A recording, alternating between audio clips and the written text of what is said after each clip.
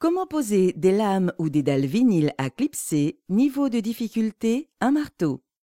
Redonnez une nouvelle jeunesse à votre sol avec des dalles ou des lames vinyles. Elles existent en version à clipser ou auto-adhésive. Dans les deux cas, la pose est d'une grande simplicité, à l'exemple de cette pose de lame à clipser. Vous aurez besoin de lames vinyles à clipser. Munissez-vous d'un cutter, d'un mètre, d'un maillet, de cale périphérique, d'une règle, d'une équerre et d'un crayon. Après avoir décollé les anciennes moquettes ou lino et retiré les restes de colle au décapant, décrassez le sol à fond. Le sol doit être bien sec et lisse. Un sol très irrégulier peut être rattrapé avec un mortier de ragréage. Pas besoin de sous-couche, sauf si vous souhaitez rattraper de petites irrégularités. Calculez la surface à couvrir et majorez très légèrement car les pertes dues aux coupes sont minimes. Stockez vos lames à température ambiante 24 heures avant la pose. Pour un meilleur effet visuel, il est recommandé de placer les lames parallèlement à la plus grande longueur de la pièce, mais vous pouvez aussi les poser dans le sens de la lumière projetée par les fenêtres.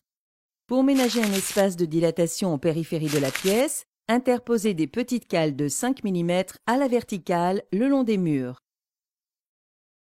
Sur ce modèle de parquet, découpez la grande languette à l'aide d'un cutter et présentez-la dans l'angle contre les cales. Puis engagez la suivante en prolongement, sans oublier de ménager l'espace de dilatation le long du mur. Donnez quelques coups de maillet caoutchouc pour clipser les jonctions des lames entre elles. En bout de rang, mesurez la distance entre le bord de la lame et la cale contre le mur, idéalement 25 cm minimum. Pour repérer la ligne de coupe, présentez la dernière lame contre la précédente, mais petite languette contre petite languette. Avec l'équerre, repérez et tracez la ligne de coupe dans l'axe du bout de la lame précédente.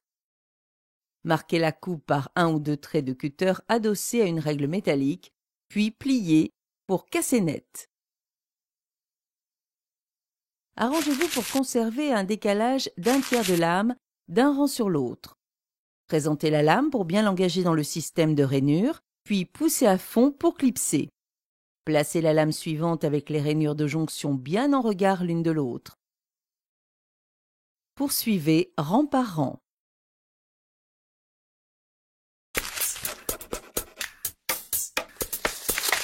Présentez la lame contre l'angle sans oublier les cales de dilatation et tracez un repère pour la longueur et un autre pour la largeur. Tracez ensuite la coupe au crayon. Tranchez la coupe de largeur sur toute l'épaisseur de la lame, puis pratiquez la coupe en longueur plus simplement par 2 traits de cutter et séparation par pliage. Présentez la lame contre le tuyau dans la position qu'elle occupera une fois assemblée. Tracez le passage du tuyau en majorant de 5 mm pour la dilatation. Placez ensuite une cale de dilatation contre le mur et reportez la cote en majorant de 5 mm à nouveau. Le copieur de profil permet de relever aussi bien le contour des tuyaux que celui des moulures.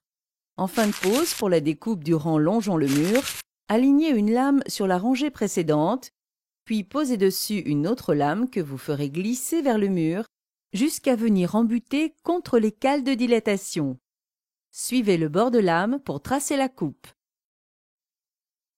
Jouant sur les effets de matière, les coloris ou reproduisant à s'y méprendre le parquet, les lames et dalles à clipser peuvent équiper toutes les pièces de la maison. Un sol robuste et facile à entretenir.